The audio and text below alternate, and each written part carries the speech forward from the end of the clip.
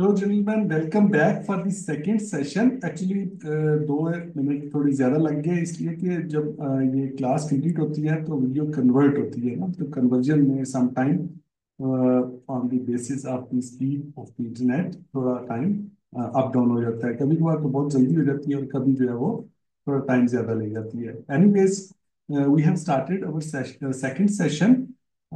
इससे पहले कि मैं आगे बढ़ूं, जो पिछला सेशन था उससे रिलेटेड किसी के ज़हन में कोई अगर क्वेश्चन है, then you can ask me anything. फिर हम आगे बढ़ते हैं। जी।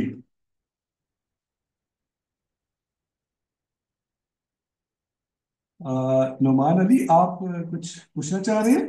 एक क्वेश्चन है सर। श्योर। सर, क्वेश्चन ये है कि दुनिया में अगर हम देख लें तो ब्रिटिश का अपना स्टैंडर्ड है, अमेरिका का अपना स्टैंडर्ड है, और इस तरह ऑस्ट्रेलिया का भी स्टैंडर्ड है, कनाडा का भी स्टैंडर्ड है। तो अगर हम देख लें तो सऊदी में जो इम्प्लीमेंटेशन होती है आईएसओ की, जितने भी मैनेजमेंट सिस्टम्स है, तो क्या ये under the influence of America और ब्रिटिश? एक नहीं। ये सवाल है सर। हम्म। और दूसरा सवाल जो है सर, वो इंटरनल ऑडिट और एक्सटर्नल ऑडिट के दरमियान में। इंटरनल ऑडिट में सर हम जो एक तो ऑडिट होता है और एक इंस्पेक्शन होता है सर। इंस्पेक्शन में तो हम ज़्यादातर वो एक्टिव मॉनिटरिंग होता है, जिसमें हम हैजर्ड आइडेंटिफिकेशन करते हैं, और जितने भी अनसेफ एक्ट और अनसेफ कंडीशन होते हैं साइड पे, वो हम पॉइंट आउट करते हैं। और इंटरनल ऑडिट में जो होता है, हम सर जो पॉलिसीज पहले से बने होते हैं सर एक कंपनी के, अगर इंटरनल ऑडिट सर ये कौन करता है सर? और अगर होता भी है तो इसमें वो कौन कौन सी चीज़ें वो इंक्लूड करते हैं? पॉलिसीज होते हैं या रिस्क असेसमेंट के, और जॉब सेफ्टी एनालिसिस का जो एक साइकिल चलता है सर। और फिर ये एक्सटर्नल लीड एक्सटर्नल ऑडिटर्स जो आते हैं सर, तो हम्म। वो किस चीज़ को देखते हैं, और इंटरनल ऑडिटर्स जो है वो किन चीज़ों को देखते हैं सर? वेरी गुड क्वेश्चन, बहुत जबरदस्त। सबसे पहले तो मैं आपका पहला जो क्वेश्चन है उसका आंसर करता हूँ।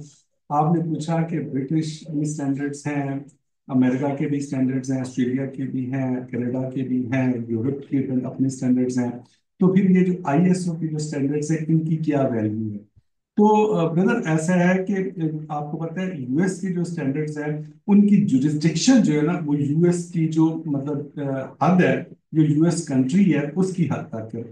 जो नेशनल लेवल के जो मतलब स्टैंडर्ड्स होते हैं ना, उनकी प्राइम जो रिस्पॉन्सिबिलिटी होती है ना, वो अपनी जो लिमिट्स होती है उस कंट्री की, उसके अंदर तक उनकी लीगल इंपॉर्टेंस होती है। ठीक है ना? मतलब उसकी कानूनी हैसियत उनकी अपनी जुरिस्डिक्शन के अंदर होती है, बाहर नहीं होती। ठीक है ना? और बाकी ये है कि जो आईएस जो यूएस के भी जो स्टैंडर्ड्स हैं वो भी ग्लोबली प्रैक्टिस होते हैं, यूके के भी होते हैं। लेकिन ये जो आईएसओ है ना, ये एक इंडिपेंडेंट ग्लोबल इदारा है। ठीक है ना? ये मतलब है कि ये भी इनका भी काम मैनेजमेंट स्टैंडर्ड्स को डेवलप करना है और इनकी इम्प्लीमेंटेशन करवाना और उसके मुताबिक फिर सर्टिफिकेशन करना। ठीक है ना? अब जो जो ओशा के स्टैंडर्ड है, यूएस के स्टैंडर्ड जिनको हम कहते हैं, या एचएससी के जो यूके के स्टैंडर्ड्स हैं, अब उन स्टैंडर्ड्स के ऊपर कोई सर्टिफिकेशन आपको कोई नहीं देता। ठीक है ना? उन स्टैंडर्ड्स की इम्प्लीमेंटेशन उनके अपने लॉज के मुताबिक होती है। जैसे यूके में health and safety at work act है 1974 का। इसके अलावा यूएसए में 1971 का ओएसएच एक्ट मौजूद है, जिसकी बेसिस के ऊपर ओशा क्रिएट हुई दिसंबर 1971 में, अप्रैल 1971 में। तो उनके जो है ना कवानीन, जो उनके लॉज होते हैं या उनके स्टैंडर्ड जो होते हैं, उनकी अपनी बाउंड्री के अंदर तक उनकी वैल्यू होती है, इंपॉर्टेंस होती है प्राइमरीली। लेकिन ये जो आईएसओ है ना, इस ये चूंकि ग्लोबल ऑर्गेनाइजेशन है, ये स्पेसिफिक टू कंट्री नहीं है। ठीक है ना? किसी एक खास मुल्क के लिए नहीं है। ये ग्लोबल इसकी रीच है, और इसके अंदर जब स्टैंडर्ड डेवलपमेंट होती है तो इसमें मतलब तमाम जितने भी ममालिक हैं जो कि आईएसओ के मेंबर्स होते हैं, उनके जो हाईएस्ट टेक्निकल लोग होते हैं उस फील्ड से रिलेटेड, उनकी कमेटीज सिलेक्ट होती हैं। इनके अंदर आईएसओ के मतलब जो पैनल्स बनते हैं, तो वहां पे एक थॉट प्रोसेस होता है, उसके बाद एक ग्लोबल जो मतलब सोच के साथ एक स्टैंडर्ड डेवलप किया जाता है। ठीक है ना? इनकी सोच में लिमिटेशन नहीं होती, मतलब ये कोई स्पेसिफिक टू कंट्री नहीं होता है। अब देखो ना, अमेरिकन के जो स्टैंडर्ड्स होंगे वो ज्यादातर अपने इन्वायरमेंट को जेन में रख के बनाए गए हैं। यूके के जो स्टैंडर्ड्स हैं वो यूके के इन्वायरमेंट को जेन में रख के बनाए गए हैं। जबकि जो आईएसओ के स्टैंडर्ड है ये किसी स्पेसिफिक एरिया या स्पेसिफिक इंडस्ट्री को जेन में रख के नहीं बनाए गए, बल्कि एक ग्लोबल इसमें, चाहे वो आप रशिया के किसी आखिरी कोने में आपकी कोई एक छोटी सी भी कंपनी है ना, तो आईएसओ का स्टैंडर्ड इतना ही इफेक्टिव और एप्लीकेबल है जो कि अमेरिका के अंदर आप गूगल की कंपनी है या एप्पल की कंपनी है या कोई और कंपनी है, ठीक है ना। तो इनके जो स्टैंडर्ड्स हैं आईएसओ के, इनकी सबसे बड़ी ब्यूटी फिर ये है कि ये ग्लोबल रीच रखते हैं, और इनका स्कोप आगे हम डिस्कस भी करेंगे इंशाल्लाह कि स्कोप इनका ग्लोबल है, मतलब आप किसी भी जगह पे इनकी इम्प्लीमेंटेशन कर सकते हैं। और दूसरा इनका एडिड एडवांटेज ये है, ये जो आईएसओ के स्टैंडर्ड्स हैं, कि ये बड़े मतलब है कि इजी टू अंडरस्टैंड है, ठीक है, और इम्प्लीमेंटेबल हैं। बात नेशनल लेवल के जो स्टैंडर्ड्स होते हैं ना, मसलन कंट्री टू कंट्री जो स्टैंडर्ड्स होते हैं उनमें, अब मैंने जैसे पहले भी आपको बताया कि कंट्री स्पेसिफिक चीजें होती हैं, ठीक है ना, जबकि इनमें एक ग्लोबल स्पेसिफिक चीजें हैं, इसलिए ज्यादातर इंडस्ट्रीज जो है ग्लोबल लेवल पे भी आईएसओ के स्टैंडर्ड्स को प्रेफर करती हैं, लोकल भी कर रहे हैं। अभी देखिए आईएसओ आपको बाउंड नहीं करती कि आप हमारा स्टैंडर्ड जो है उसको इम्प्लीमेंट करें। They do not bound you, कोई लीगल आपके ऊपर इम्प्लीकेशन नहीं है, ना सऊदी अरब के ऊपर है, ना ओमान के ऊपर है, ना पाकिस्तान के ऊपर है, किसी मुल्क के ऊपर कोई लीगल इम्प्लीकेशन नहीं है कि आप आईएसओ के स्टैंडर्ड लाजमी इम्प्लीमेंट करें। लेकिन होता क्या है कि इनके पॉपुलर्स इतने ज्यादा हैं ये स्टैंडर्ड्स, क्योंकि ग्लोबल माइंडसेट से बनाए जाते हैं, तो इसलिए कंपनीज इनके पीछे जाती हैं, इनको फॉलो करती हैं और इनके स्टैंडर्ड्स को इम्प्लीमेंट करते हैं, क्योंकि इनके रिजल्ट्स बहुत अच्छे होते हैं, इनकी क्वालिटी बहुत अच्छी है दूसरे जो नेशनल और लोकल लेवल के जो स्टैंडर्ड्स होते हैं, और इनकी इम्प्लीमेंटेशन दुनिया में सबसे ज्यादा है। अब देखें अमेरिकन के जो स्टैंडर्ड्स हैं वो इंटायरली ज्यादातर अक्सरियत में अमेरिकन ऑर्गेनाइजेशंस के ऊपर इम्प्लीमेंट हुए हुए हैं, ठीक है ना। यूके के जो स्टैंडर्ड्स हैं वो ज्यादातर उनके हालांकि दूसरे मुल्क भी जो मतलब जिनके अपने स्टैंडर्ड्स नहीं है उनको फॉलो करते हैं, हमारे जैसे अंडर डेवलप्ड कंट्रीज भी करते हैं, लेकिन जो आईएसओ के जो स्टैंडर्ड है वो मतलब है कि चाहे एक छोटा कंट्री है बड़ा कंट्री है, जो भी उससे फायदा लेना चाहे आईएसओ कहती है कि आप उससे बेनिफिट ले सकते हैं। अब आते हैं दूसरे सवाल की तरफ कि ये जो इंटरनल ऑडिट होता है और ये जो एक्सटर्नल ऑडिट होता है इसके अंदर क्या फर्क है, और नॉर्मल इंस्पेक्शन के अंदर जो और ये जो आपकी ऑडिटिंग होती है इसके अंदर क्या डिफरेंस है। तो जनरल इंस्पेक्शन की जैसे आपने भी उसको एक्सप्लेन कर दिया कि वो हम जनरली चीजों को चेक करने के लिए या हैजर्ड आइडेंटिफिकेशन के लिए करते हैं, डे टू डे हमारी एक्टिविटी है, ठीक है ना, वो हम फिजिकली चीजें चेक करते हैं, देखते हैं। जबकि देखें आपका एक मसलन डिपार्टमेंट है ना, अब डिपार्टमेंट के अंदर मशीनें जो हैं वो अपनी जगह जगह पे रखी हुई हैं, उसके अंदर लोग काम कर रहे हैं, ठीक है, सुबह कितने बजे वो लोग आते हैं, अपना प्रोसेस स्टार्ट करते हैं और अपना काम शुरू कर देते हैं।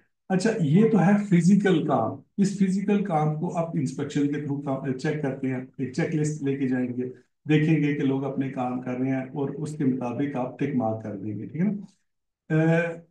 ऑडिट क्या होता है, ऑडिट ये होता है कि वो जो उस डिपार्टमेंट के अंदर जो प्रोसेस हो रहे हैं ना, सारे काम हो रहे हैं, उसके लिए एक रिटन प्रोसीजर बना होगा आपको, ठीक है ना, उस जिसको सेव वर्क मेथड कहते हैं, ठीक है ना, ये सेव वर्क प्रोसीजर कहते हैं। मसलन अगर वहां पे कोई मतलब हेजरियस एक्टिविटी हो रही है तो उसको कंट्रोल करने के लिए कोई सेव वर्क प्रोसीजर बना होगा, वो जो रिटन प्रोसीजर होता है ना उसकी इफेक्टिविटी को चेक करना ऑडिट कहलाता है, ठीक है ना, मतलब डॉक्यूमेंट्स को चेक करना, डॉक्यूमेंट की इंस्पेक्शन, थॉरो एग्जामिनेशन ऑडिट कहलाती है, ठीक है ना। जबकि जो फिजिकल चेकिंग हम करते हैं किसी साइट की स्पेसिफिक टारगेटेड होती है कि किसी मशीन की हमने इंस्पेक्शन करनी है, किसी डिपार्टमेंट की इंस्पेक्शन करनी है, ये इंस्पेक्शन करनी है, किसी स्कैफोल्ड सिस्टम की इंस्पेक्शन करनी है, किसी ये जो आपके क्रेन्स होते हैं इनकी इंस्पेक्शन करनी है, किसी फोकलिफ्ट ट्रक की इंस्पेक्शन करनी है, किसी मतलब है कि हाउस कीपिंग की इंस्पेक्शन करनी है, किसी टूल की इंस्पेक्शन करनी है, वो तो होती है स्पेसिफिक टारगेटेड। अब जब हम पूरे सिस्टम की इंस्पेक्शन करते हैं जिसको हम थॉरो एग्जामिनेशन कहते हैं, तो उसको हम कहते हैं वो ऑडिट होता है। ऑडिट के बगैर आपकी सिस्टम की चेकिंग नहीं हो पाती, ठीक है ना। अब ये जो सिस्टम जैसे मैंने आपको बताया कि ये काफी सारे इसमें कंपोनेंट्स होते हैं, इसके पार्ट्स होते हैं, जिनसे मिलके ये पूरा सिस्टम बनता है। उसको आगे हम डिस्कस करेंगे। जो इसकी क्लॉजेज हैं वो बेसिकली इसके कंपोनेंट्स हैं। उन क्लॉजेज की रिक्वायरमेंट्स को पूरा करके ही आप एक इफेक्टिव मैनेजमेंट सिस्टम अपनी कंपनी के अंदर लागू या इम्प्लीमेंट कर सकते हैं। उसको आगे चलाते हैं। अब हम बात कर लेते हैं हाई लेवल स्ट्रक्चर की। ये जो हाई लेवल स्ट्रक्चर है ना, ये आईएसए के जो मैनेजमेंट स्टैंडर्ड्स हैं ना जितने भी, उनका सबका एक जैसा है। इनकी फाउंडेशन भी एक जैसी है, यानी जिसको हम पीडीसीए मॉडल कहते हैं। अब देखिए जो यूएस के जो स्टैंडर्ड्स हैं, उनमें उनका अपना स्ट्रक्चर है। यूके के जो स्टैंडर्ड है उनका अपना सर स्ट्रक्चर है। जी। हेलो। सर इन स्टैंडर्ड्स के ऊपर इन स्टैंडर्ड्स को फॉलो करना कंपल्सरी होता है, जरूरी होता है? नहीं, कंपल्सरी नहीं है। इन स्टैंडर्ड को कंपल्सरी नहीं होता। ये आपकी अपनी सोच चूंकि होती है। कुछ अच्छा वो। एक तो है ना ISO 9001, हम्म। तो वो तो मेरा ख्याल कंपल्सरी होता है नहीं नहीं, वो बिजनेस को रन करने मैं के लिए। आपको बताऊं कंपलसरी से मुराद क्या है। मैं आपको बताता हूँ। देखिए आईएसओ ने किसी के ऊपर पाबंदी नहीं लगाई कि आप लाजमी इसको इम्प्लीमेंट करें, ठीक है ना। वो कंपलसरी इस तरह हो जाता है कि जो आपके जो बिजनेस पार्टनर होते हैं ना, मतलब जो इंडस्ट्री के अंदर बिजनेस कर रहे होते हैं लोग, ठीक है ना, वो उसको मैंडेटरी करार देते हैं कि अगर आपकी कंपनी इस आईएसओ मैनेजमेंट स्टैंडर्ड से सर्टिफाइड होगी, तब हम आपको ये बिजनेस देंगे। देखिए बिजनेस डील्स होती है ना, मतलब अगर आप कोई चीज बना रहे हैं, तो आपने कहीं हो सकता है किसी दूसरे मुल्क में सेल करनी हो उसको, वो अपना जो भी स्टॉक बनाते हैं आप दूसरे मुख्तलिफ लोकेशंस पे जाके उसको सेल करना है आपने। तो मतलब है कि वो जो आपके क्लाइंट होते हैं ना, जो आपके कस्टमर होते हैं, वो आपको फोर्स करते हैं कि जी आप इस स्टैंडर्ड को फॉलो करें अगर आपने हमारे साथ बिजनेस करना है। उस इसलिए वो आपको फोर्स करते हैं या वो आपको कहते हैं, क्योंकि उनको पता है कि ये एक सक्सेसफुल ग्लोबल स्टैंडर्ड है जिसके इम्प्लीमेंट करने से आपकी कारकर्दगी बढ़ जाएगी। मसलन अगर आपने क्वालिटी को इम्प्रूव करना है, आपके क्लाइंट और कस्टमर चाहते हैं जी कि हमें जो प्रोडक्ट मिले वो बेहतरीन क्वालिटी की हो, ठीक है ना, तो वो फिर आपको फोर्स करेंगे। वो आपको कहेंगे कि अगर आपने हमारे साथ बिजनेस करना है, अगर आपने हमें अपनी चीज सेल करनी है, तो आप इस रिक्वायरमेंट को पूरा करें। आप आईएसओ का जो 9001 स्टैंडर्ड है उसको इम्प्लीमेंट करें।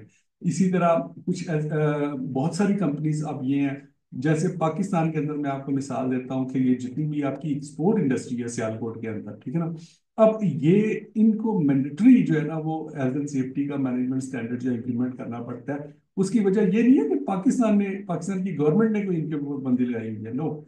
इनके जो पार्टनर्स हैं ना, बिजनेस पार्टनर जहाँ पे ये अपनी चीजें सेल करते हैं आउट ऑफ द कंट्री, उन कंपनीज ने इनके ऊपर पाबंदी लगाई हुई है कि भाई आप अगर इस स्टैंडर्ड को अगर मीट करेंगे तो तब हम आपको बिजनेस देंगे, वरना हम फिर उस तरफ चले जाएंगे जहां पे हमें ये स्टैंडर्ड इंप्लीमेंटेड मिलेगा। श्रीलंका में मिलेगा, वहां चले जाएंगे।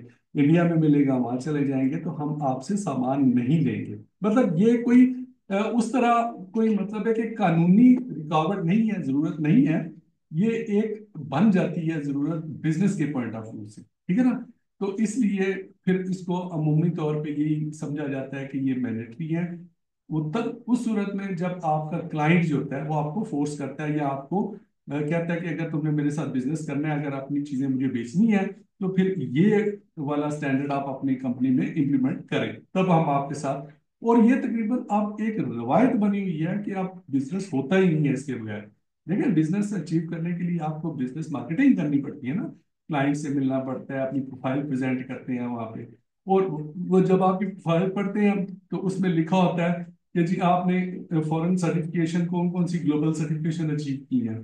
तो अगर आपने नहीं की तो वो उसको बिजनेस दे देंगे जिन्होंने की होती है, ठीक है ना। जब बिजनेस के लिए आप अपनी बिड जमा कराते हैं या अपनी प्रोफाइल जमा करवाते हैं, तो वहां पे आगे फर्क पड़ जाता है। फिर इसलिए इसको इम्प्लीमेंट करना जो है ना आपकी कंपनी के बिजनेस के मुफाद में होता है। इसलिए तमाम कंपनियां इसको, मैक्सिमम कंपनियां करती हैं।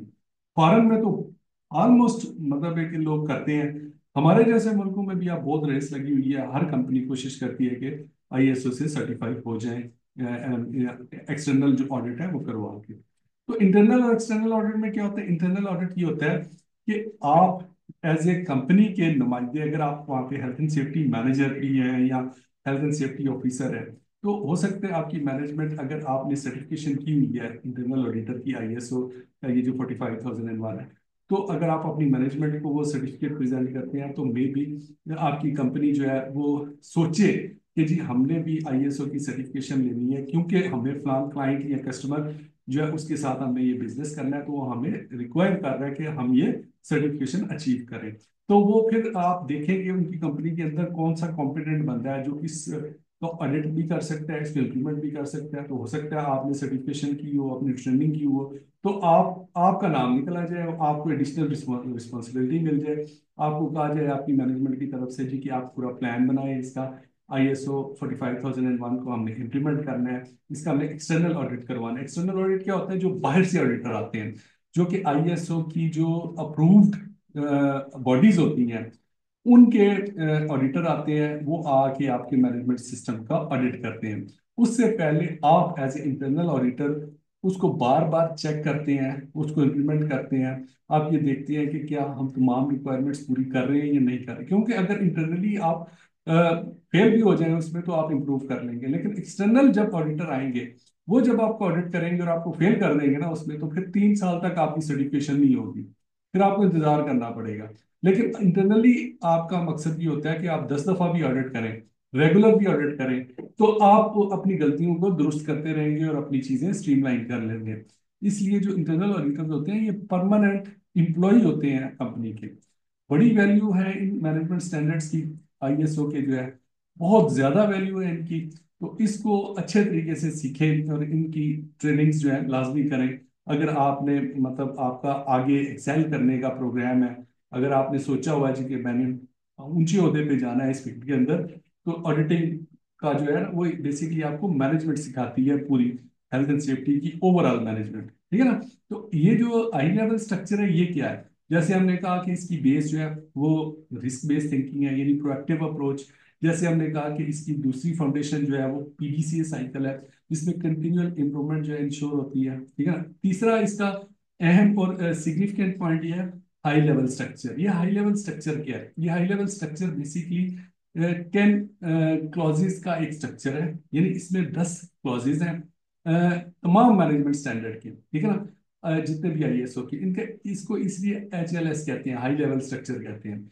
अब उसमें फिर जो स्टैंडर्ड का टॉपिक होता है उससे रिलेटेड जो इंफॉर्मेशन है, हर क्लास और उसकी जो सब क्लासेस हैं उनके अंदर डिटेल्स चेंज हो जाती हैं, ठीक है ना।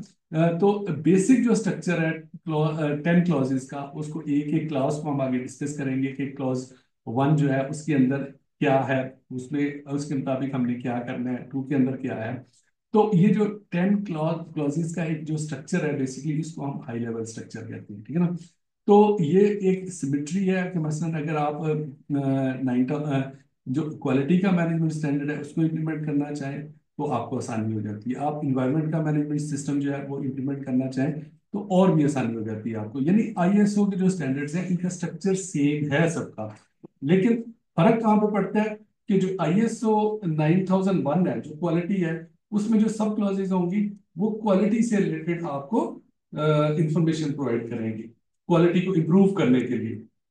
जो 45001 है ये आपको हेल्थ एंड सेफ्टी की परफॉर्मेंस को इम्प्रूव करने के लिए गाइडेंस प्रोवाइड करेगी। तो हेल्थ एंड सेफ्टी का जो ये 45001 क्या है?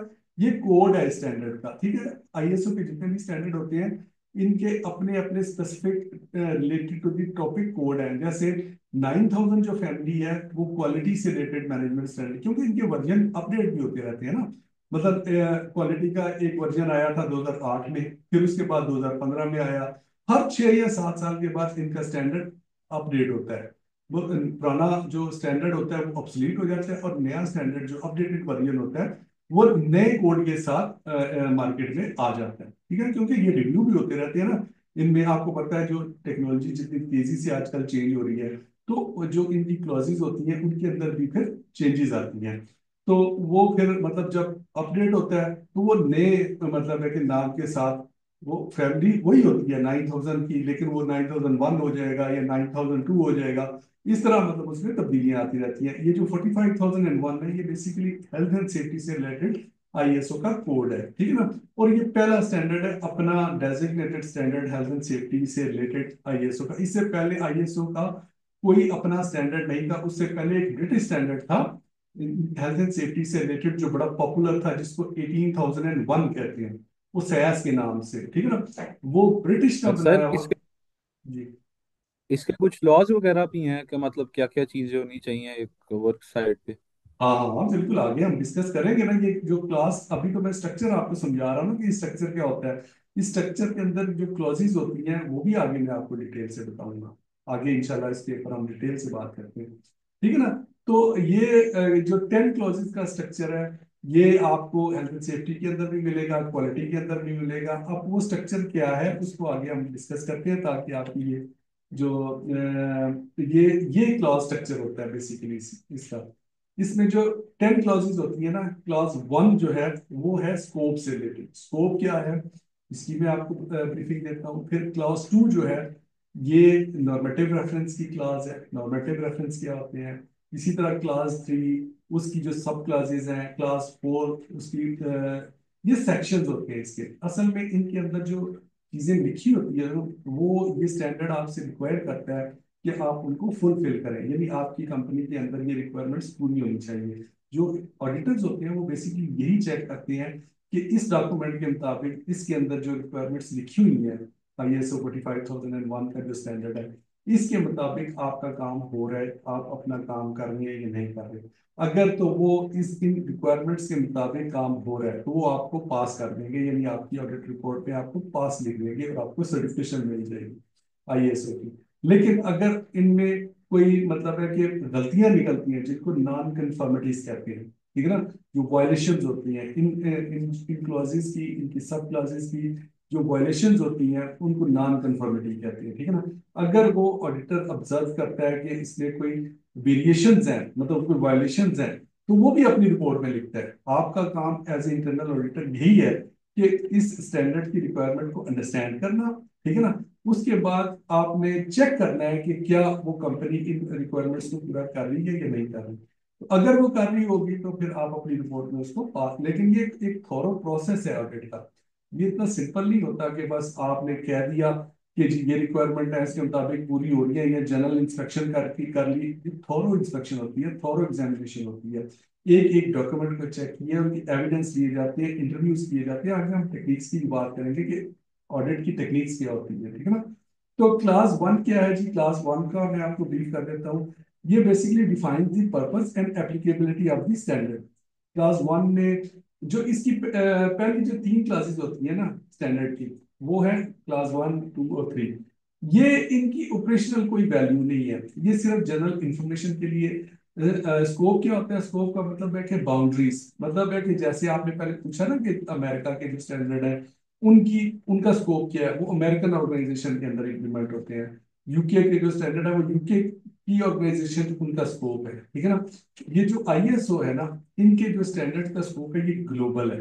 ग्लोबल मींस कि ये अमेरिका में भी उतने ही इफेक्टिव है जितना सेनेगाल में, जितना रशिया में, जितना अफ्रीका में, जितना एशियन कंट्रीज के अंदर, तमाम दुनिया के मुमालिक में वैल्यू इनकी सेम है, ठीक है ना। इसको कहते हैं स्कोप। तो इनका स्कोप जो है वो ग्लोबल है। इनका स्कोप जो है वो किसी टेरिटोरियल लिमिट के अंदर नहीं है। आप किसी भी कंपनी में, किसी भी साइज की कंपनी, किसी भी फील्ड से रिलेटेड कंपनी के अंदर ये मैनेजमेंट सिस्टम जो है वो अप्लाई कर सकते हैं, यानी इसकी इम्प्लीमेंटेशन आप कर सकते हैं, ठीक है जी। ये है बेसिकली स्कोप। और दूसरा है normative reference, class 2। Normative reference क्या होते हैं? नॉर्मेटिव रेफरेंस ये होता है कि ये जो स्टैंडर्ड है, जिसको हम ISO 45001 2018 का वर्जन है। 2018 जो है ना, ये बेसिकली इसका ईयर ऑफ पब्लिकेशन है। मार्च 2018 में ये पब्लिश हो गया था पूरी दुनिया में कि तमाम कंपनीज आप इसको इम्प्लीमेंट कर सकती हैं, ठीक है ना। तो ईयर ऑफ पब्लिकेशन जो होता है ना, वो उसके साथ जरूर मेंशन होता है, उस स्टैंडर्ड के साथ। इसी तरह आप क्वालिटी का मैनेजमेंट स्टैंडर्ड देखेंगे, उसके साथ भी ईयर होगा। ये 2015 का वर्जन है जो अब चल रहा है अभी। उसके बाद अभी तक अपडेट नहीं हुआ। लेकिन जो क्वालिटी के जो मैनेजमेंट स्टैंडर्ड है, उनके जो पिछला वर्जन होता है ना, वो उसका नॉर्मेटिव रेफरेंस होता है, ठीक है ना। मसलन जो 2015 से पहले का स्टैंडर्ड था वो 2008 में बना था, ठीक है ना। तो 2015 वाला जो स्टैंडर्ड है उसमें जब हम नॉर्मेटिव रेफरेंस लिखेंगे तो उस 2008 वाले स्टैंडर्ड को नॉर्मेटिव रेफरेंस के तौर पे लिखेंगे, क्योंकि बहुत सारी चीजें पिछले स्टैंडर्ड से ली गई होती है। वो एज इट इज आगे चल रही होती हैं, कुछ चीजें चेंज हो जाती हैं जो कि नए वर्जन में उसको अपडेट कर दिया जाता है, ठीक है ना। जबकि जो ISO 45001 है, ये चूंकि पहला ही स्टैंडर्ड है ISO का, इससे पहले कोई स्टैंडर्ड मौजूद नहीं था हेल्थ एंड सेफ्टी के ऊपर, इसलिए इसका कोई नॉर्मेटिव रेफरेंस मौजूद नहीं है, ठीक है ना। इसका अपना डॉक्यूमेंट ही इसका नॉर्मेटिव रेफरेंस है, जो कि स्टैंडर्ड डॉक्यूमेंट है, वो आपको इंशाल्लाह मैं LMS के अंदर सेंड करूंगा। उसके बाद अगर हम क्लॉज 3 की बात कर लें, तो क्लॉज 3 बेसिकली जो इस स्टैंडर्ड के अंदर जो टर्म्स एंड डेफिनेशन यूज हुई है ना, ठीक है, ISO कहती है, ये मैनेजमेंट स्टैंडर्ड कहता है कि आपने अगर रिस्क को डिफाइन करना है तो आपने डेफिनेशन गूगल से भी देख ली, आपने एज ए एडिटर उसकी डेफिनेशन या उसकी टर्म्स को डिफाइन कर कैसे किया गया, इसकी अपनी जो टर्म्स जिन्होंने डिफाइन की है उसको देखना है, ठीक है ना। तो इन्होंने तकरीबन 37 टर्म्स जो है वो डिफाइन किया है ISO ने हेल्थ एंड सेफ्टी से रिलेटेड, जो मुख्तलिफ स्टैंडर्ड से रिलेटेड टॉपिक्स हैं डिफरेंट। मसलन ऑर्गेनाइजेशन किसको कहते हैं, मसलन कॉन्ट्रैक्टर किसको कहते हैं, मसलन रिस्क की डेफिनेशन इन्होंने क्या की है, हैजर्ड की क्या की है, मसलन मैनेजमेंट सिस्टम की इन्होंने डेफिनेशन क्या की है। तो आपने जब भी रेफर करना है, मतलब आपने मसलन आप ऑडिट कर रहे हैं इस मैनेजमेंट सिस्टम को, तो आपको अचानक मतलब जरूरत पड़ गई चेक करने की कि यार ये जो टर्म है इसका मतलब क्या है, तो आप जो है वो गूगल में सर्च नहीं करेंगे, बल्कि आप अपने डॉक्यूमेंट को रेफर करेंगे कि उसके अंदर इन्होंने ISO वालों ने जो इसकी डेफिनेशन की है वो क्या की है। तो इसमें 37 डेफिनेशन दी हुई हैं। ये जब आपको मैं स्टैंडर्ड भेजूंगा उसको आप डिटेल से पढ़ना, आपको इंशाल्लाह अंडरस्टैंडिंग हो जाएगी।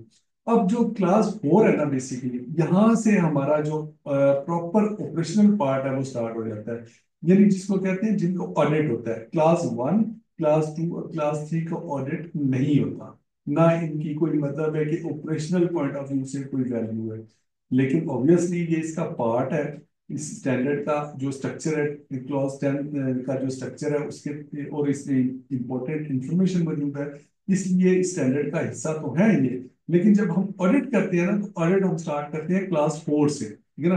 क्लास 4 जो पहली ऑडिट की ऑडिटेबल क्लास है, इसकी आगे फिर फर्दर सब क्लॉजेस भी हैं। इसमें हम बेसिकली क्या करते हैं कि अपनी ऑर्गेनाइजेशन का कॉन्टेक्स्ट अंडरस्टैंड करते हैं। मिसाल के तौर पे कि आपकी ऑर्गेनाइजेशन के अंदर किस किस्म का मेन प्रॉब्लम है। मेन प्रॉब्लम हो सकता है आपकी ऑर्गेनाइजेशन में एक्सीडेंट ज्यादा होते हो सकता है आपकी ऑर्गेनाइजेशन में डस्ट का फैक्टर बहुत ज्यादा हो सकता है आपकी ऑर्गेनाइजेशन में जो है वो जो आपके कस्टमर क्लाइंट्स हैं उनकी कंप्लेंट्स बहुत ज्यादा है। हो सकता है आपके वर्कर्स जो है वो ज्यादा छुट्टियां करते हो सकता है आपके वर्कर्स के अंदर मतलब है कि ये फीलिंग हो कि यार ये कंपनी हमारी जो है ये हमारा ख्याल नहीं रखती। मेन प्रॉब्लम क्या है आपकी कंपनी की, मसलन अगर एक कंपनी केमिकल्स बनाती है, तो वो केमिकल के अंदर चूंकि उसके अंदर केमिकल रॉ मटेरियल यूज होते हैं, तो हेजेरियस सब्सटेंस का प्रेजेंस जो है वो होना हो सकती है, ठीक है ना। तो कॉन्टेक्स्ट का मतलब ये होता है कि सबसे पहले हम अपनी ऑर्गेनाइजेशन को अंडरस्टैंड करते हैं कि हमारी ऑर्गेनाइजेशन किस किस्म का काम करती है और उसमें मेन प्रॉब्लम्स क्या है, ठीक है ना। मसलन अगर बड़ी बड़ी मशीनरी है या मसलन कोई कंस्ट्रक्शन साइट है, तो वहां पे हो सकता है बड़ी बड़ी लिफ्टें लगी हुई हो, ठीक है ना। और उन लिफ्ट्स पे जब काम होता है तो वो रिस्की काम होता है, आपको पता है। और अगर आपने जो वर्क एट हाइट की प्रोटेक्शन है उसके मुताबिक वो काम इंश्योर नहीं किया, तो एक्सीडेंट ज्यादा हो सकते हैं, इंसिडेंट ज्यादा हो सकते हैं, ठीक है ना। तो इस तरह आपने जो क्लास 4 है इसके मुताबिक इसकी रिक्वायरमेंट क्या है, इसकी रिक्वायरमेंट ये है कि आप अपनी ऑर्गेनाइजेशन का कॉन्टेक्स्ट अंडरस्टैंड करें, यानी उस किस बिजनेस से रिलेटेड, किस प्रॉब्लम से रिलेटेड आपकी कंपनी जो है वो गुजर रही है, उसको अंडरस्टैंड करें। उसको अंडरस्टैंड करने के लिए आप क्या करेंगे कि आप अपने वर्कर से कंसल्ट करें, आप अपने क्लाइंट से कंसल्ट करें, आप अपने जो सप्लायर्स हैं उनका उनकी चेकिंग करें कि क्या वो जो आपको मटेरियल दे रहे हैं उसके अंदर कोई हेजिलियस केमिकल तो नहीं है, वो जो मटेरियल आपको प्रोवाइड किया है उसके अंदर कोई ऐसा रिस्क तो नहीं है जो आपकी वर्क साइट के अंदर आगे प्रॉब्लम क्रिएट करता हो। आप अपने जो मतलब है कि आपकी कंट्री के जो लॉज हैं, जो कवानीन है जो हेल्थ एंड सेफ्टी से रिलेटेड, उनको आइडेंटिफाई करें। कोई ऐसा तो नहीं है कि कोई कानून जो आपके ऊपर लागू होता हो हेल्थ एंड सेफ्टी का, वो और उस पर आप अमल ना कर रहे हो, ठीक है ना। तो ये सारी डिटर्मिनेशन जो होती है, ये सारी जो चेकिंग होती है, ये हमारी क्लॉज 4 के अंदर होती है, ठीक है। इसमें हम अपने जितने भी स्टेक होल्डर्स होते हैं अपनी बिजनेस से रिलेटेड उनकी हम आइडेंटिफिकेशन करते हैं और उनके उनसे सवाल जवाब करते हैं, उनके सर्वेस करते हैं, उनके इंटरव्यूज करते हैं, उनका फीडबैक लेते हैं, और वो हमें बताते हैं कि हमें प्रॉब्लम्स किस किस्म की ज्यादा वो फेस कर रहे हैं हमारे इन्वायरमेंट से रिलेटेड। ठीक है, उससे हमें समझ आ जाती है कि हमारी कंपनी में ज्यादा मेन मसला क्या है, ज्यादा हाई रिस्क किस एरिया में है। क्योंकि हमने उस रिस्क को ही कंट्रोल करने की प्लानिंग करनी है। तो आगे अगर हम बढ़े, क्लास जो 5 है, वो बेसिकली उसका टाइटल क्या है, क्लास 5 का, लीडरशिप एंड वर्कर पार्टिसिपेशन। जैसे मैंने आपको पहले भी बताया कि लीडरशिप का मेन रोल होता है हेल्थ एंड सेफ्टी की परफॉर्मेंस को इम्प्रूव करने के लिए। ये स्टैंडर्ड आपसे कहता है कि अगर आपकी लीडरशिप जो है वो कमिटेड नहीं है, अगर वो हेल्थ एंड सेफ्टी को इम्प्रूव करने के लिए सीरियस नहीं है, तो इसका मतलब है कि आप इस स्टैंडर्ड की वायलेशन कर रहे हैं, तो आपको सर्टिफिकेशन नहीं मिलेगी, यानी आपका ऑडिट क्लियर नहीं होगा। उसके साथ साथ ये भी कहते हैं कि वर्कर्स को पार्टिसिपेट करवाएं अपनी तमाम एक्टिविटीज के अंदर, अपनी मीटिंग्स के अंदर उनके रिप्रेजेंटेटिव को बिठाएं, और हेल्थ एंड सेफ्टी से रिलेटेड जो भी डिसीजन आप लेने जा रहे हैं, मसलन आपने कोई हेल्थ सेफ्टी का वहाँ पे मैनेजर नया अपॉइंट करना है, मसलन वहाँ पे कोई हेल्थ सेफ्टी की कमेटी बनानी है, मसलन आपने कोई हेल्थ सेफ्टी से रिलेटेड कोई नया इक्विपमेंट परचेज करना है, मसलन आपने कोई भी डिसीजन मेकिंग करनी है regarding health and safety improvement के, तो आप अपने वर्कर्स को लाजमी जो है कंसल्ट करें। ये बेसिक मैंडेटरी रिक्वायरमेंट है। लीडरशिप की कमिटमेंट लाजमी होनी चाहिए। कमिटमेंट कैसे शो होगी? अगर आपकी हेल्थ एंड सेफ्टी की पॉलिसी मौजूद है आपकी ऑर्गेनाइजेशन के अंदर, अगर हेल्थ एंड सेफ्टी के ऑब्जेक्टिव सेट हुए हुए हैं, तो इसका मतलब है कि आपकी मैनेजमेंट, अगर वर्कर कंसल्टेशन का कोई प्रोसीजर बना हुआ है, तो इसका मतलब है कि आपकी अगर वो आपको रिसोर्सेज प्रोवाइड कर रहे हैं हेल्थ एंड सेफ्टी को इम्प्रूव करने के लिए, अगर वो हेल्थ एंड सेफ्टी की मीटिंग्स में जाते हैं, अटेंड करते हैं, आपसे बातचीत करते हैं इस टॉपिक से रिलेटेड, तो इसका मतलब है कि उनके अंदर ये कमिटमेंट मौजूद है कि वो हेल्थ एंड सेफ्टी को इम्प्रूव करना चाहते हैं। तो कमिटमेंट होना जरूरी है, ये चीज चेक होती है आपके ऑडिट के अंदर। आप एज ए ऑडिटर ये चेक करते हैं, जिस भी ऑर्गेनाइजेशन का आप ऑडिट करते हैं, वहां पे जाके देखते हैं कि वहाँ की मैनेजमेंट ने कोई पॉलिसी दी है हेल्थ एंड सेफ्टी की या नहीं दी। अगर दी है तो क्या वो अपडेटेड है, क्या वो सही लिखी हुई है, और इसके बाद वर्कर कंसल्टेशन के साथ के लिए उन्होंने कोई प्रोसीजर वहां पे बनाया हुआ है, उस प्रोसीजर को आप चेक करते हैं, उस पूरे डॉक्यूमेंट को आप पढ़ते हैं, उसको देखते हैं कि ये जो प्रोसीजर इन्होंने बनाया हुआ है सही इफेक्टिवली काम कर रहा है या नहीं कर रहा। अगर तो वो सही काम कर रहा है, तो इसका मतलब है कि आप उसको ओके करेंगे, वरना फिर आप उसकी नॉन कंफर्मिटी मेंशन करेंगे, ये ऑब्जर्वेशन मेंशन करेंगे अपनी रिपोर्ट के अंदर। अब जो क्लास 6 है, ये बेसिकली प्लानिंग से रिलेटेड है। अब ये प्लानिंग का मकसद क्या है? प्लानिंग का मकसद ये है कि जब आपने कॉन्टेक्स्ट अंडरस्टैंड कर लिया, आपने अंडरस्टैंड कर लिया कि हमारी ऑर्गेनाइजेशन के अंदर मेन प्रॉब्लम क्या है, किस किस्म के एक्सीडेंट ज्यादा है, इंसिडेंट ज्यादा है, किस किस्म के हैजर्ड्स ज्यादा है हमारी कंपनी के अंदर, ठीक है ना? तो फिर आप अपनी एक detail thorough risk assessment perform करेंगे, ठीक है ना? आप अपने तमाम जो रिस्क हैं उनको आइडेंटिफाई करेंगे, और उसके बाद रिस्क असेसमेंट के बाद आप उनको एड्रेस करेंगे। ये प्लानिंग के अंदर उनको एड्रेस करने के लिए आपको प्लानिंग करनी पड़ेगी ना, मतलब आपको कुछ प्रोसीजर बनाने पड़ेंगे, कंट्रोल मेजर्स लेने पड़ेंगे। मसलन अगर फर्ज करें कि कहीं पे मशीन्स के अंदर असेस हुआ है कि शोर ज्यादा है और नॉइस का लेवल ज्यादा है, वहाँ पे जो आपको अलाउड स्टैंडर्ड है 85 डेसिबल का, उससे ज्यादा शोर मशीनें मचा रही हैं, तो उससे आपके जो हियरिंग जो आपकी कैपेबिलिटी है आपके वर्कर्स की, वो अफेक्ट हो सकती है, वो मतलब प्रॉब्लम हो सकती है उनको, परमानेंट लॉस हो सकते हैं उनकी हियरिंग का। तो आप क्या वहाँ पे सजेस्ट करते हैं जी कि यहाँ पे इस मशीनरी को या तो थॉरली दोबारा से मेंटेनेंस इसकी करवाई जाए प्रॉपर, ताकि इसका साउंड लेवल डाउन हो जाए, या फिर इसको रिप्लेस किया जाए, या इसकी कोई बैरिकेशन की जाए, कंपार्टमेंटेशन की जाए, कोई इंजीनियरिंग कंट्रोल, या फिर वर्कर्स को रोटेट किया जाए, या फिर उनको कोई पर्सनल प्रोटेक्टिव इक्विपमेंट प्रोवाइड किया जाए, ताकि ये साउंड लेवल जो है उनको अफेक्ट ना करे। तो वो जो प्लानिंग है ना सारी, आप जो प्रोसीजर बनाते हैं वहाँ पे, वो सारी हमारी क्लास 6 के अंदर आती है। और जितने भी आपने प्रोसीजर बनाए होते हैं हेल्थ एंड सेफ्टी से रिलेटेड अपनी ऑर्गेनाइजेशन के अंदर, रिस्क असेसमेंट का प्रोसीजर है, या कोई मतलब आपने वर्क एट हाइट का प्रोसीजर बनाया हुआ है, या आपने कोई मतलब एक इमरजेंसी रिस्पांस का प्रोसीजर बनाया हुआ है, या आपने कोई भी मतलब वर्क परमिट का कोई प्रोसीजर है, या मतलब आपने एक टूल बॉक्स स्टॉक का प्रोसीजर बनाया हुआ है, इंसिडेंट इन्वेस्टिगेशन का प्रोसीजर, इंसिडेंट रिपोर्टिंग का प्रोसीजर, केमिकल हैंडलिंग का प्रोसीजर, इंस्पेक्शन का प्रोसीजर, जितने भी प्रोसीजर आपने बनाए हुए हैं वो सारे रिटर्न डॉक्यूमेंट आपके चेक होते हैं क्लास 6 के अंदर, ठीक है ना। जिसमें आप देखा जाता है कि जो आपने वो प्लान बनाए हुए हैं वो इफेक्टिवली है कि नहीं है। मतलब उनको मतलब टेस्ट किया जाता है ऑडिट के अंदर कि इस स्टैंडर्ड की रिक्वायरमेंट के मुताबिक वो प्रोसीजर आपने सही बनाए हुए हैं या नहीं बनाए हुए हैं, ठीक है जी। तो ये क्लास 6 के अंदर हम प्लानिंग करते हैं। और क्लास 7 बेसिकली स्पोर्ट के नाम से है। स्पोर्ट का क्या मतलब है? स्पोर्ट का मतलब ये है कि जो आपकी क्लास 5 को अगर हम देखें तो वो लीडरशिप एंड वर्कर कंसल्टेशन की क्लॉज है, उसका टाइटल ये है। क्लास 7 का टाइटल ये है स्पोर्ट। इसका मतलब ये है कि अगर आपकी मैनेजमेंट कमिटेड है ना, तो वो पॉलिसी भी देगी और सपोर्ट भी प्रोवाइड करेगी आपको। सपोर्ट कैसे? मसलन अगर आपने हेल्थ एंड सेफ्टी की परफॉर्मेंस को इम्प्रूव करना है तो आपको कॉम्पिटेंट बंदे चाहिए ना वहाँ पे। मतलब कोई हेल्थ एंड सेफ्टी का मैनेजर भी होना चाहिए, कोई ऑफिसर होने चाहिए, इंस्पेक्टर होने चाहिए। वो प्रोवाइड करना किसका काम है? आपकी मैनेजमेंट का। इसके अलावा वहाँ पे आपको हो सकता है कोई फाइनेंशियल रिसोर्सेज चाहिए। मसलन अगर आपने कोई रिस्क असेसमेंट की हुई है, उससे रिलेटेड आपने कोई कंट्रोल मेजर्स वहाँ पे अप्लाई करने हैं, कोई पर्सनल प्रोटेक्टिव इक्विपमेंट मंगवाने हैं, तो उसके लिए आपको बजट चाहिए ना, पैसा चाहिए। तो पैसा कौन देगा? आपकी मैनेजमेंट देगी ना, आप खुद से तो अपनी जेब से नहीं खर्च करेंगे। तो वो मैनेजमेंट आपको सपोर्ट, चाहे वो मैन की शक्ल में हो, चाहे वो मटेरियल की शक्ल में हो, चाहे वो कोई रिसोर्सेज की शक्ल में हो, वो तमाम जो रिसोर्सेज है आपकी मैनेजमेंट प्रोवाइड करने की बाउंड है एज पर क्लास 7।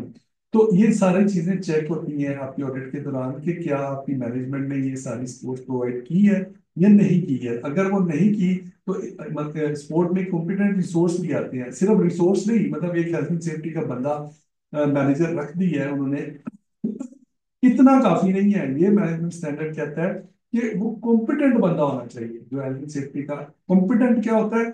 जिसके पास क्वालिफिकेशन हो, जिसके पास सर्टिफिकेशन हो, जिसके पास ट्रेनिंग्स हो, सर्टिफिकेट हो उसके पास, उसने उस फील्ड के अंदर कॉम्पिटेंस अचीव की हो, उसको आपने हायर करना है। मतलब अगर आप लल्लू पत्तू को हायर कर लेंगे और उसको डेजिग्नेशन दे देंगे हेल्थ एंड सेफ्टी मैनेजर का, लेकिन जब आप ऑडिट होगा, चाहे वो इंटरनल ऑडिट है चाहे वो एक्सटर्नल ऑडिट है, तो उसमें वो कॉम्पिटेंस अगर नहीं होती। ये क्या सवाल हुआ अली हैदर? ये तो बड़ा अजीबोगरीब किस्म का, what is the use of this? भाई ये मतलब मैनेजमेंट सिस्टम को ही तो हमने मतलब है कि इम्प्लीमेंट करने हैं इन क्लॉजेस की बेस के ऊपर। ये तो बड़ा मायूब और अजीबोगरीब किस्म का सवाल कर दिया आपने। एनीवेज, आप इसको सुने अच्छी तरह और उसके बाद फिर अगर एंड पे अगर आपके जहन में जो इससे पर्टिकुलर सवाल हुआ तो वो आप जरूर पूछें, ठीक है जी। ये तो क्लास 7 बेसिकली स्पोर्ट की क्लास है जिसमें मैनेजमेंट की कमिटमेंट शो होगी जब वो आपको प्रॉपर रिसोर्सेज प्रोवाइड करेगी। अगर वो रिसोर्सेज प्रोवाइड नहीं कर रही तो आपकी हेल्थ एंड सेफ्टी की इम्प्रूवमेंट कैसे होगी? ये स्टैंडर्ड आपसे रिक्वायर करता है कि ये मैनेजमेंट सपोर्ट आपके पास आनी चाहिए, ठीक है। और ये चेक होती है आपके ऑडिट के अंदर। उसके बाद है क्लास नंबर 8। क्लास नंबर 8 क्या है? बेसिकली ये है ऑपरेशन से रिलेटेड। ऑपरेशंस इसकी आगे सब क्लासेस भी हैं। ये बेसिकली जो आपके जितने भी ऑपरेशन परफॉर्म हो रहे थे अपनी ऑर्गेनाइजेशन के अंदर, कंपनी के अंदर, मसलन प्रोडक्शन का ऑपरेशन हो रहा है, मसलन अगर लॉजिस्टिक का ऑपरेशन हो रहा है, कोई मटीरियल शिपिंग का ऑपरेशन हो रहा है, कि मतलब आपने अगर कोई आप कोई चीज तैयार कर रहे हैं अपनी कंपनी के अंदर, मसलन अगर आप जूते तैयार कर रहे हैं, मोबाइल तैयार कर रहे हैं, कोई भी चीज आप तैयार कर रहे हैं, तो वो मतलब एक पूरा प्रोडक्शन का प्रोसेस होता है।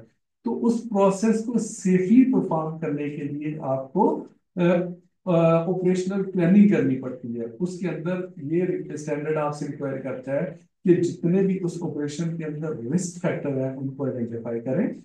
उनकी डिजाइन से लेके जहाँ पे आपकी प्रोडक्ट का डिजाइन हो रहा होता है, आपका डिजाइन डिपार्टमेंट है, उसकी भी ऑपरेशनल प्लानिंग करें। रिस्क फ्री प्लानिंग होनी चाहिए आपकी, उसके अंदर रिस्क नहीं होने चाहिए, ठीक है ना। अगर वो रिस्क होंगे और उस रिस्क बेस के ऊपर आप वो अपना प्रोसेस परफॉर्म करेंगे तो हो सकता है कोई एक्सीडेंट हो जाए, कोई इंजरी हो जाए, कोई वहां पे इल हेल्थ हो जाए, लोग लोग बीमार हो जाए, लोग जख्मी हो जाए। मतलब अगर आपने अपनी प्लानिंग फेस, अपनी ऑपरेशन की प्लानिंग ठीक नहीं की। इसके ऊपर मैं मजीद आके ब्रीफ करता हूँ आपको। अभी मेरे ख्याल चंद सेकंड रह गए हैं इस सेशन के, ये क्लोज हो जाए।